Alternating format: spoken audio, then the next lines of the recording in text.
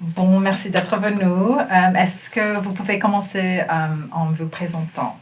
Oui, bonjour Michel, merci pour donc l'invitation, je suis ravie d'être là.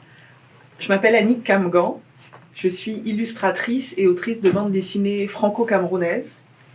Et j'ai commencé dans le métier en étant dessinatrice de presse pour un journal qui s'appelle Jeune Afrique, qui est un journal qui couvre l'actualité africaine. Et j'ai basculé assez rapidement sur la bande dessinée journalisme. Donc il y a le livre Lucha que j'ai dessiné, qui a été écrit par une journaliste, Lucha, Chronique d'une révolution sans armes au Congo, qui est un livre qui parle de jeunes Congolais qui se battent pour les droits humains dans une région du Congo qui est en guerre, le Nord Kivu et le Sud Kivu. Voilà, donc j'ai basculé donc dans la bande dessinée journalisme. Et cette année, j'ai écrit et dessiné 2 ouvrages. Un ouvrage, j'ai réalisé 12 pages pour une revue féministe française qui s'appelle La Déferlante.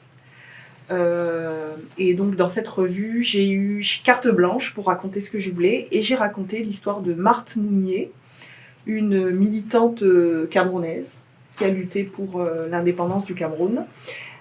Voilà. Donc durant la guerre d'indépendance pour le Cameroun, qui est un conflit oublié, les femmes sont souvent invisibilisées, le rôle des femmes est souvent invisible, et donc j'ai voulu lui rendre hommage. Donc j'ai fait ça cette année pour le numéro de mai, printemps, de La Déferlante. Et il y a 2 mois, en septembre, j'ai publié mon 2e ouvrage en tant qu'autrice complète, Les enfants du pays, aux éditions La Boîte à Bulles. Alors c'est une autofiction qui raconte une autofiction qui utilise les codes du thriller pour raconter la guerre de décolonisation du Cameroun, qui est un livre qui bat en brèche, qui remet en question le narratif dominant, qui est de dire que la plupart des pays d'Afrique subsaharienne colonisés par la France ont accédé à l'indépendance de manière pacifique. Il n'en a rien été pour le Cameroun. Donc c'est un récit qui raconte cette guerre de décolonisation. Voilà pour la présentation. Oui, alors vous avez dit que vous avez commencé avec l'illustration et puis vous avez passé à la BD. Mais pourquoi est-ce que vous avez commencé à illustrer? Quelle est la trajectoire pour l'illustration et l'art visuel, tout ça? Alors j'ai toujours dessiné dans ma vie, cependant je ne suis pas née dans une famille où il y avait des artistes. Je n'étais pas dans un environnement favorable donc à ce goût que j'avais pour le dessin. Et donc à une période de ma vie professionnelle, parce que j'ai en fait cette carrière d'illustratrice, ça correspond à un deuxième temps de ma vie professionnelle. Voilà. Donc je me suis remise donc au dessin de manière sérieuse pour l'envisager professionnellement, sérieusement. Et j'ai commencé à proposer des dessins de presse sur l'actualité africaine à différentes revues. Voilà.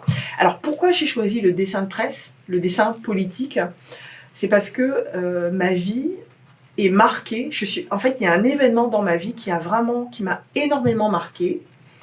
J'avais environ une dizaine d'années, en 90-91, il y a eu des émeutes dans mon pays d'origine, le Cameroun, où la population demandait... Donc à l'époque, il y avait un parti unique, qui était le parti du président, qui est toujours le président actuel, qui s'appelle Paul Biya. Les Camerounais en fait demandaient davantage de démocratie, davantage de liberté. Et donc c'est une époque, en Afrique, on est passé du parti unique au multipartisme. Et à cette époque-là, en fait, mon père nous a envoyé, ma mère, mes frères et moi, en Guadeloupe, l'île d'origine de ma mère, durant ces périodes d'émeutes. Et lui, il est resté au Cameroun. Et il a décidé de s'engager politiquement. Donc il a fondé un parti politique et il s'est présenté 3 fois à l'élection présidentielle. Donc ça, c'est vraiment un événement qui a marqué ma vie. Et qui donc a fait que je décide, influencée par mon père, donc j'ai décidé de reprendre le flambeau de mon père à ma manière. J'ai décidé d'utiliser le dessin pour raconter, pour parler des sujets politiques qui concernent l'Afrique. Voilà, donc c'est vraiment un événement essentiel dans cette carrière d'illustratrice. Oui. Vous avez déjà parlé un peu des thèmes importants pour vous et aussi ce qui vous pousse à faire cela. Mais est-ce que vous pouvez aussi parler un peu de votre style visuel, le choix ou qu'est-ce qui guide le type d'illustration que vous avez choisi ou qu'est-ce qui guide, quels sont les objectifs ou les buts clés qui guident vos choix esthétiques? D'accord. Alors, en ce qui me concerne, ma manière de dessiner est influencée par ce que j'ai lu quand j'étais enfant et un petit peu plus tard dans ma vie d'adulte, lectrice de bande dessinée et sensible en fait aux choses que je vois. Et en fait, il y a une ou deux bandes dessinées qui m'ont marquée. En France, vous avez une maison d'édition qui s'appelle L'Association. Ils ont publié une autrice iranienne qui s'appelle Marjane Satrapi. Et en fait, quand j'ai vu sa bande dessinée où elle parle de sa jeunesse dans l'Iran dans les années 80, 70, je me suis dit, ah, voilà une femme qui raconte comme ça, qui s'empare de sujets quand même politiques, sociaux, relatifs à son pays d'origine. Et elle le fait, c'est une femme, elle le fait, elle ose le faire, et ça m'a donné, du coup ça m'a... Parce que j'ai toujours un petit peu le syndrome de l'imposteur en tant que femme illustratrice, mais de voir une femme s'emparer de sujets politiques, engagés, eh bien ça m'a donné de la force, et ça m'a incité à décider aussi de le faire moi. Et donc cette femme, donc Marjane Satrapi, m'a influencée. J'ai aussi été... et alors, il y a des bandes dessinées aussi que je lisais quand j'étais un peu plus jeune. Pour le coup, bon, c'est un homme, hein, ce sont des hommes, mais alors en fait, c'était un duo d'auteurs. Il y avait Anki Bilal et Pierre Christin. Alors, je ne sais plus si c'est le bon prénom. En fait, ils ont publié une série de bandes dessinées où ils parlent de la chute un peu du communisme en Europe de l'Est. Voilà. Donc ils ont écrit ensemble Les Phalanges de l'Ordre Noir et aussi Partie de chasse. Et j'avoue que ce sont des ouvrages qui m'ont influencée. Alors ça ne m'a pas influencée au niveau du style, mais ça m'a influencée au niveau des sujets. Voilà. Voilà. Et aussi, moi j'aime bien le style de la ligne claire. Je trouve que c'est un style très lisible. C'est un style lisible et donc voilà, j'ai choisi de... Après, il n'y a pas complètement le choix, mais je me suis rendu compte que j'avais plus de facilité en fait à dessiner avec ce style de ligne claire et avec ce noir et blanc qui permet d'aller à l'essentiel. Et j'aime bien aussi le noir et blanc, à vrai dire. Voilà. Et quelquefois aussi, on utilise son style parce que, comme je vous ai dit, l'illustration et la bande dessinée, ça correspond à une deuxième partie de ma carrière professionnelle. Et je me suis dit que j'avais aussi envie d'aller au fur et à mesure que j'allais faire évoluer mon style. Commencer par un style qui me parle le plus et avec lequel j'ai plus de facilité, donc cette ligne claire en noir et blanc. Et petit à petit aussi me donner l'occasion d'aller vers la couleur, mais en y allant petit à petit. Et donc c'est pour ça que les 12 pages que j'ai réalisées, où je raconte l'histoire de Marthe Moumier pour la déferlante, eh bien je me suis lancée en couleur. Voilà, j'ai commencé à me lancer en couleur dessus, mais c'est parce que justement c'est 12 pages, donc j'ai le temps en fait de trouver mon style en couleur. Et là, pour ce style de Marthe Moumier, je suis partie sur des aplats de couleurs. Voilà, ce qui guide mon style. La lisibilité. Oui. Et puis, pour votre processus de recherche, est-ce que vous pouvez parler de votre processus quand vous travaillez seul et aussi quand vous collaborez avec les autres? Oui, alors donc j'ai commencé, moi, en bande dessinée, à travailler avec une journaliste, Justine Brabant. Alors, le processus pour le projet Lucha, alors j'ai eu beaucoup de chance parce que la scénariste, en fait, elle connaissait déjà la zone où Lucha, le groupe de jeunes congolais qui luttent pour les droits humains habitent. Donc ils habitent dans l'est de la RDC, une zone en guerre. Donc elle est allée sur le terrain. Je ne suis pas allée sur le terrain parce que je ne le connaissais pas suffisamment et aussi parce qu'on n'avait peut-être pas forcément aussi le budget pour ça. Donc elle est allée sur le terrain. Elle a interrogé donc les jeunes de Lucha. Elle a pris aussi beaucoup de photos. Elle a pris beaucoup de photos, elle les a interrogées, et en fait, elle s'est chargée du scénario. Elle m'a écrit un scénario, page par page, vignette par vignette. Après, j'avais la liberté de suivre ses indications ou pas, mais en tous les cas, elle m'a vraiment donné une bonne base pour travailler. Donc, la plupart de la bande dessinée a été écrite par elle. Voilà, les choix en fait les choix d'images, les choix de scènes, les choix d'angle de vue ont été faits par elle. Voilà, donc là, j'ai eu vraiment beaucoup de chance. Sur certaines pages, là où elle bloquait, là où elle ne savait pas trop quoi proposer, j'ai fait des propositions. Mais en gros, j'ai exécuté son travail de scénariste. Donc ça a été comme ça pour Lucha. Là, pendant que je vous parle, je suis en train de faire 31 pages pour la Revue Dessinée, qui est une revue française de bande dessinée. Donc je fais un sujet sur la justice restaurative. Dans un centre pénitentiaire à Caen, en Normandie, en France. Pour ce travail-là, que je fais en duo avec une journaliste, là pour le coup c'est différent. En fait, la journaliste a fait son reportage et a écrit un scénario, mais sous forme de séquence, sous forme de scène. Elle n'a pas fait de découpage, page par page. Et donc pour ce scénario-là, donc j'ai dû moi-même faire le découpage. Donc à partir du scénario écrit qui correspond à des séquences, j'ai proposé un découpage et j'ai fait le storyboard. Mais ça, c'est parce que je pense que, comme je vous ai dit, c'est en fait, pendant que j'apprends au fur et à mesure. Voilà. Donc je me donne cette possibilité d'apprendre au fur et à mesure. Et donc pour ce deuxième projet, donc j'ai vraiment fait beaucoup plus que pour Lucha. Donc découpage et storyboard. C'est pour le numéro de mars. C'est un numéro qui devra sortir en mars 2026. Voilà, donc ça c'est quand je travaille avec une personne. Et quand je travaille toute seule, donc ce qui est le cas de Les Enfants du Pays et de la BD que j'ai fait sur Marthe Moumier. Alors c'est beaucoup plus exigeant parce que c'est un travail... en fait, j'ai été à la fois historienne, parce que j'ai dû connaître bien le sujet duquel... il fallait absolument que je connaisse bien le sujet de la guerre de décolonisation du Cameroun. Donc j'ai lu énormément de livres. Il fallait aussi que je confronte mes connaissances théoriques au terrain. Et donc je suis allée plusieurs fois au Cameroun. Je suis allée 3 fois au Cameroun sur les traces de cette guerre de décolonisation qui s'est déroulée des années 50 aux années 70 au Cameroun. Voilà.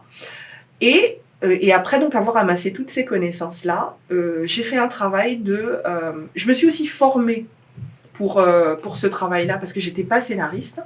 Je me suis formée au storytelling, à l'art de la dramaturgie.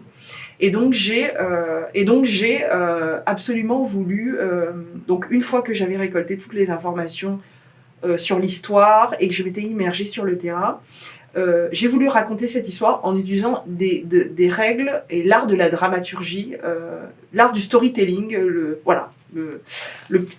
le plus captivant possible. Et donc si je dois vraiment détailler, je me suis fait plein de choses comme des frises chronologiques, où en fait, par exemple, j'avais mon personnage principal, j'avais mes personnages, j'avais l'histoire de la décolonisation du Cameroun et j'avais l'histoire du monde.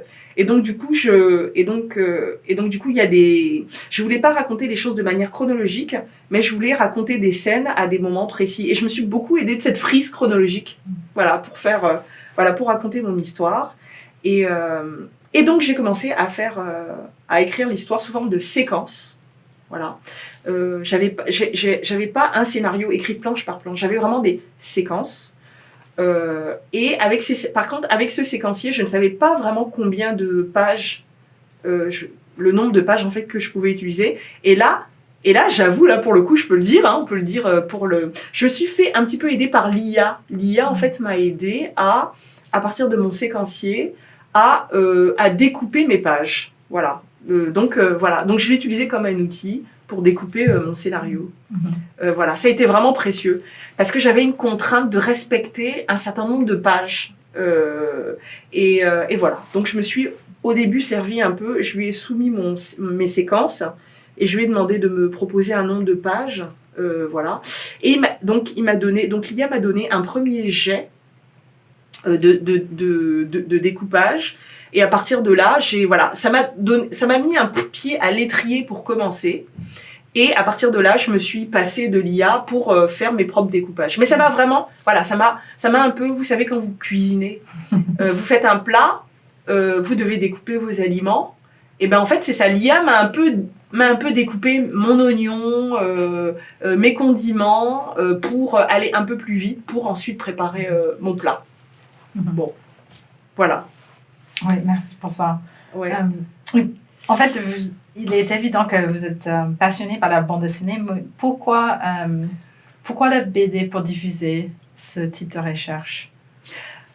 Alors, parce que je trouve que c'est pas évident quand on a envie d'apprendre une histoire aussi méconnue que celle de la guerre de décolonisation du Cameroun, de se plonger dans des livres académiques.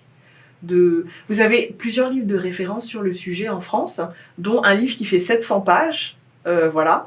Alors, ils ont fait une deuxième édition de 200 pages, mais je trouve que c'est pas facile, en fait, sauf si on est passionné de se plonger dans une telle histoire. Et donc, je trouve que le médium de la bande dessinée, avec la